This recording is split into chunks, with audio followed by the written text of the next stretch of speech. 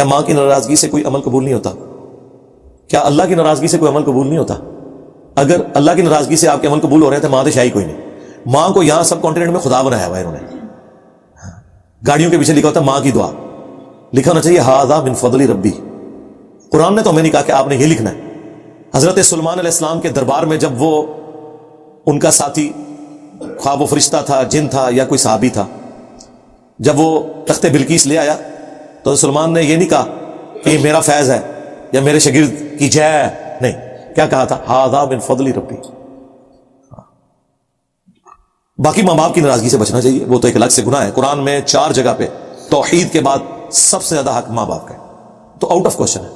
لیکن سورہ لقمان میں آیا کہ اگر تیرے ماں باپ تجھے ابھاریں کہ تو میرے ساتھ کسی کو شریک ٹھہرائے, پھر ان کا حکم نہیں ماننا. شریک ٹھہرانے سے مراد صرف کفر نہیں ہے, اللہ کے احکامات کی خلاف ورزی کرنا شرک ہے.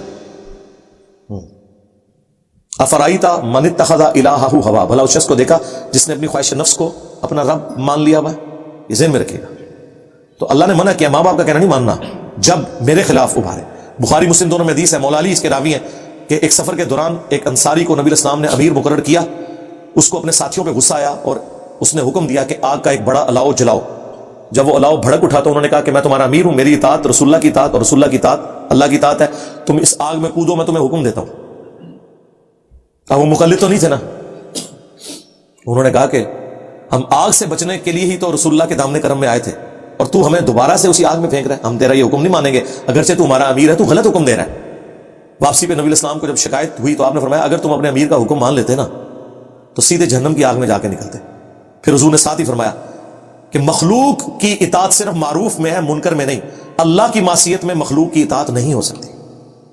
اور یہ لوگ اتنے بھولے بن کے پوچھ رہے ہوتے ہیں, جی امی نے منع کیا ابھی داڑھی نہیں رکھنی.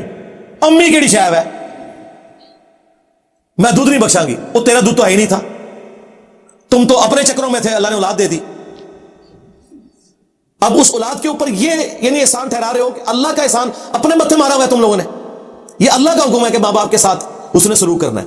یہ اللہ نے کہا کہ تیری ماں نے تجھے تکلیف سے اٹھایا ہے اور اس کا دودھ چھڑانا 2 سال میں ہے. اللہ نے یہ احسانات کیے ہیں کہ اولاد کی پرورش کا ذریعہ ماں باپ کو بنایا, اور پھر اس وجہ سے اللہ تعالیٰ نے کہا ان کے لیے دعا بھی کرو, رب ارحمہما کما ربیانی صغیرا. ان کے سامنے اف تک نہ کہو. اللہ نے تمہیں حق دیا تھا, ورنہ تو ماں باپ کے ساتھ وہی سلوک ہوتا ہے جو آج گورے کر رہے ہیں, اولڈ ایج ہاؤسز میں جا کے ان کو جمع کرواتے. ہم سب کانٹیننٹ کے لوگ اپنے ماں باپ کا احترام کیوں کرتے ہیں؟ اللہ کے ڈر کی وجہ سے. اور اللہ کے خلاف ماں باپ کھڑے ہو جائیں نہیں, لیکن اگر وہ کھڑے ہو, حکم نہیں ماننا. لیکن دنیا میں سورہ لقمان میں آیا کہ وہ شرک کرتے ہیں تو معروف طریقے سے ان کے ساتھ چلنا ہے, علاج کروانا ہے, نان و نفقہ پورا کرنا ہے, سب کچھ کرنا ہے. لیکن دین کے معاملے میں ان کا کوئی حکم نہیں ماننا جو اللہ اور اس کے رسول کے خلاف ہو عز و جل صلی اللہ علیہ وآلہ وسلم.